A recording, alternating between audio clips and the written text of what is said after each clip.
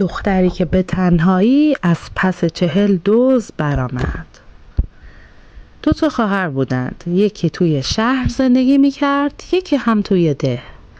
روزی خواهر شهری برای خواهرش پیغام فرستاد: عروسی دخترم است، چند روزی به کمک من بیا. خواهر دهاتی اسباب و لوازم سفرش را مهیا کرد و وقت رفتن به دخترش گفت: یک چند روز از خودت مواظبت کن تا من روز عروسی برگردم و تو را با خودم ببرم. دختر گفت: من شبها تنهایی میترسم. مادر به خانه همسایه رفت، از او خواهش کرد که دخترش را شبها پیش دختر او بفرستد. یک شب که دختر رفته بود همسایه را خبر کند، آقا دزد آمد، رفت توی زیر زمین قایم شد. دو تا دخترها که به خانه آمدند نشستن، از این در از آن در صحبت کردند، بعد هوس برف شیره کردند. قرار شد دختر همسایه برود از توی زیر زمین شیره بیاورد، آن یکی هم از روی پشت بام برف.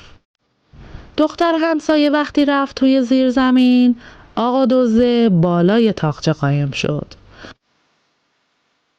تو غار شیره هم پایین تاقچه بود و عکس دزد افتاده بود روی شیره. دختر همسایه همین که رفت شیره را بردارد، نگاهش افتاد به عکس دزد، پیش خودش گفت: عجب، این دختر رفته این نرخر را آورده اینجا قایم کرده. از زیر زمین بالا آمد و خودش را به مریضی زد و به خانه‌اش رفت. دختر تنها ماند و دزد هم که میدان را خالی دید از زیر زمین بیرون آمد. دختر تا چشمش به او افتاد دست انداخت به گردنش و گفت: دایی جون، قربونت برم، کجا بودی تا حالا؟ مادرم داره از دوری تو دیوانه میشه. وای وای، چقدر لباسات کثیفه، زود باش لباساتو در بیار تا خوب بشورمشون. آقا دزد هم که مبهوت و هم مسرور لباساشو در آورد و شد لخت و پتی. دختر لباسا رو توی تشت انداخت و شست. بعد به دزد گفت: دایی جون، یه زحمتی بکشین آب کثیف تشت رو بریز تو کوچه، الهی که قربون دایی برم من. آقا دزد تشت رو برداشت و برد توی کوچه. دختر گفت: دایی جون، یکم اون طرفتر بریز.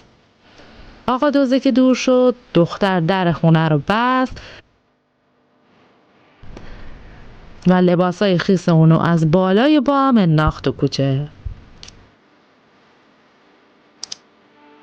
دزدی که بدجوری رو دست خورده بود همونطور لخت و پتی با عصبانیت رفت سراغ دوستاش و اون چرا که به سرش اومده بود برای اونا تعریف کرد. دزدا بهشون برخورد که یه دختر چنین بلایی سر یکی از دوستاشون بیاره. نشستن به شور و مشورت و تصمیم گرفتن کسی را بفرستن دم خانه دختر تا اونو فریب بده و به اونجا بکشانن.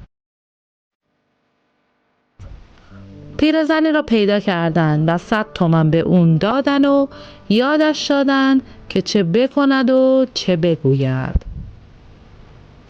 پیرزن آمد تا رسید به خانه دختر. در زد. دختر در را باز کرد. پیرزن گفت: ننه جون، حاضر شو که مادرت من را فرستاد تا تو را به عروسی ببرم.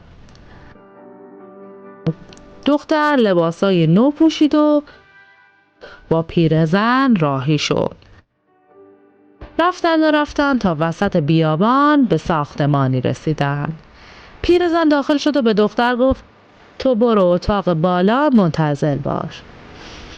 من باید دختر دیگری هم برای عروسی خبر کنم.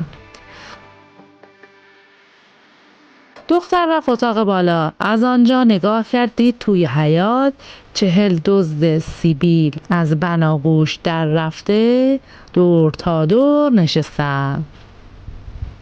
دزد آن شبیه هم میانشان است. شستش خبردار شد که توی تله افتاده است. برگشت توی اتاق و دید چاره‌ای ندارد جز اینکه تیغه دیوار را که رو به بیابان بود خراب کند. با لگد زد و یک مقدار از آن را ریخت. دید ساربانی با شترش رد می شود. او را صدا زد. ساربان آمد پای دیوار. دختر گفت بغل وا کن. ساربان بغل وا کرد. دختر خودش را انداخت توی بغل ساربان. روی شتر پشت ساربان نشست. حالا حکایت را برای ساربان تعریف کرد. ساربان او را به خانه‌اش رساند و رفت. اما بشنوید از دزدان که سر اینکه کدام یک اول به سراغ دختر بروند دعوا داشتند. دزد شبی گفت اول حق من است، 100 تومان را هم که من به پیرزن دادم. بعد در حالی که ته دلش قند آب میکرد رفت توی اتاق. دید جاتر است و بچه نیست. دزدها داغشان اگر یکی بود شد 100 تا. باز نشستند به شور و مشورت. تصمیم گرفتند چند تا خیک بزرگ تهیه کنند. یکی را پر از شیره کنند و در بقیه خیک ها هم چند تا از دزدها پنهان شوند. چنین کردند و خیک ها را روی چند تا الاغ بار کردند و آمدند به در خانه دختر.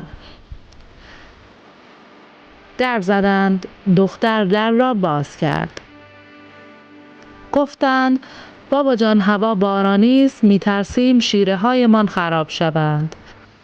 اجازه بده این خیک ها را تو خانه شما بگذاریم، هوا که خوب شد بیاییم و ببریم. دختر گفت باشه، به شرطی که خیک ها شیره پس ندهند و آجرهای کف خانه را کثیف نکنند و الا خرهایتان را گرو نگه می‌دارم. قبول کردند. وقتی آن چند نفر رفتند دختر رفت چاقوی بزرگی آورد و به هر کدام از خیک ها که دزدها توی آن بودند 7-8 تا ضربه زد. چند ساعتی گذشته بود که دزدها گفتند این نمی شود که چند تا عیش و نوش کنند و ما منتظر بمانیم. این بود که آمدند به در خانه دختر. دختر در را باز کرد و گفت بیایید خیک‌هایتان را ببرید که آجرهایمان را کثیف کردند.